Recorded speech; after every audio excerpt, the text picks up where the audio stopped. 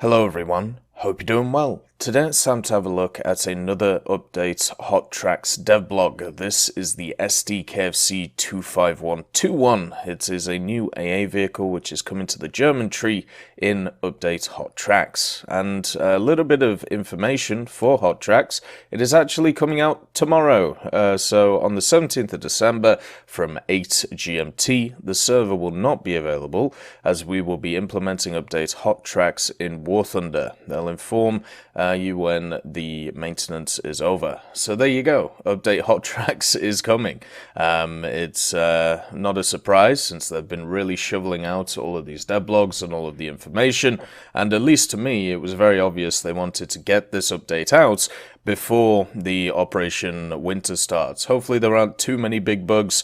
A lot of the bugs from the dev server were fixed. Basically, at least on the forums, they were saying that 35 out of the 40 bugs have been fixed so far, with the last remaining 5 being historical ones, basically working out what loadouts or what configurations certain vehicles are supposed to be in. I'm sure they'll be fixed in time. So hopefully hopefully when it comes to this update it all goes well. Otherwise it may make the Operation Winter event a little bit harder, which is never fun. So let's get back to the Sd.Kfz 25121. What is this thing?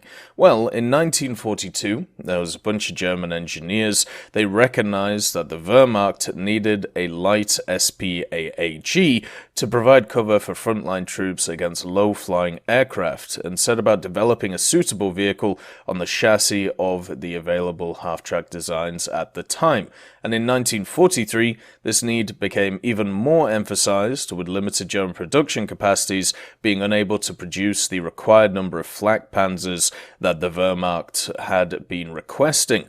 So therefore, the German engineers decided to outfit the widely used Sd.Kfz 251 half-track with a 3-barrel AA mount. This was equipped with 15mm, and then later it was equipped with 20mm cannons in order to meet the Wehrmacht's demands.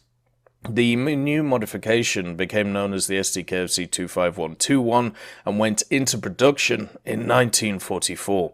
And by the time the Sd.Kfz 25121 entered service, troops more widely used it as a support vehicle in the late stages of the war, with the vehicle performing well in its role. And there was over 380 units of this produced until the end of the war, and many of which through conversions of older modifications. So they basically took the old half-tracks, the 251s, and stuck this mount on top of it. And it is, I think, safe to say, I don't think, Germany needs another AA machine, especially at the BR that it is, but it's still a really interesting design, and it's nice to see another Sd.Kfz 251 in the game. Recently, obviously, we had an event with a 251, and since the platform is available, hopefully that means that we get other versions of the 251 pretty soon. The one that I'm personally looking forward to is the long-barreled 75mm version. That would be a lovely one to see. So the Sd.Kfz 25121 we're getting in the game, it has access to the 15mm mount. So that means that's a triple-barreled turret with 3 15mm MG151s.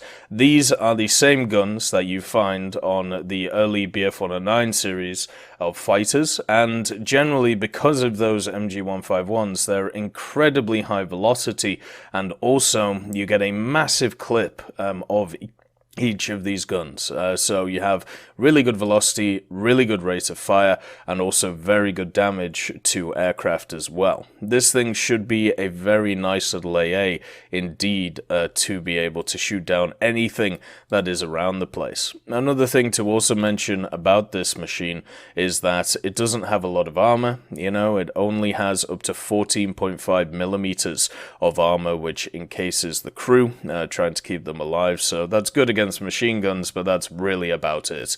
Everything else should tear this apart. But remember, because of the hull break changes that have happened at every tier where kinetic rounds don't hull break vehicles anymore, that actually gives this thing quite a lot of survivability. A lot of tanks and a lot of vehicles at the tier that this will find it's at, I believe it was 3.3 on the dev server, they're firing stuff such as AP or APHE or APCBC with a HE filler, which doesn't seem to hull break these vehicles anymore. So you're just going to end up in a situation where you're going to be a lot more tankier, not because of the armor or not because of the extra shields on this vehicle, but actually because of the fact that the hull break changes have come through. Another thing as well is this vehicle is quite fast. You're looking at a vehicle that can get up to 53 kilometers an hour on roads. Because it has the tracks alongside the wheels, that means that it has a little bit more maneuverability when it comes to being off-road, so you will be able to move around the place and do pretty well with it. And also, another thing to mention is with its decent mobility, with its light armor, with its very fast and very fast firing, very high velocity, big ammunition loadout as well of this thing, it gets HVAP.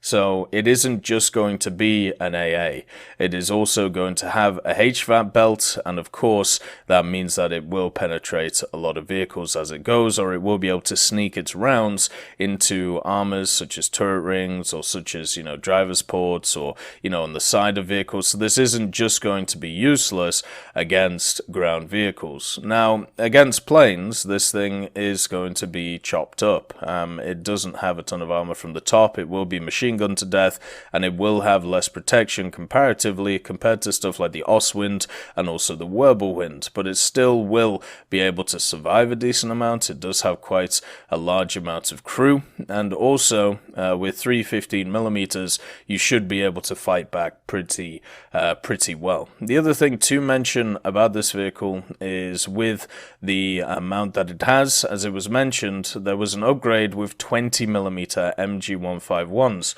I'm wondering if that will come into the game at some point. It would be nice to see it. Maybe it comes in as an event vehicle or maybe a premium vehicle alongside this. I don't think it would be too different compared to this vehicle, so maybe they could put it at the same BR. The difference between having the 20s and having the 15s isn't too much as long as they get similar belts. But the main thing to understand about this is it'll be a nice backup to an already pretty fun little German lineup. I see a lot that people talking about how 3.0, 4.0 Germany is struggling, or, the Panzer IVs aren't what they used to be. And that is actually generally true. The Panzer IVs and the Panzer IIIs, because of a bunch of changes, the DMAR formula coming in for stuff like the Shermans, the volumetric armor, the volumetric shells hitting stuff like T-34's armor, it's a little bit harder to pen, and then also stabilizers for stuff like Shermans, and also an increased stabilization over the last few updates of the Shermans, where they can go up to, I believe it's 24 kilometers an hour before it being unstable. It does mean that a lot of those medium tanks for Germany do not struggle, but it's a little bit harder to play them compared to before. They still have very good guns, they still penetrate a lot, and they still do a ton of damage, but it's always nice to get a support vehicle for them to emphasize, their usefulness. One of the things that is also nice is because this AA is a different BR compared to other AA, it means that you'll have separate lineups that you can run it with without having to either up tier your lineup or down tier your lineup for it. And the last thing is, it is nice to see another AA for Germany.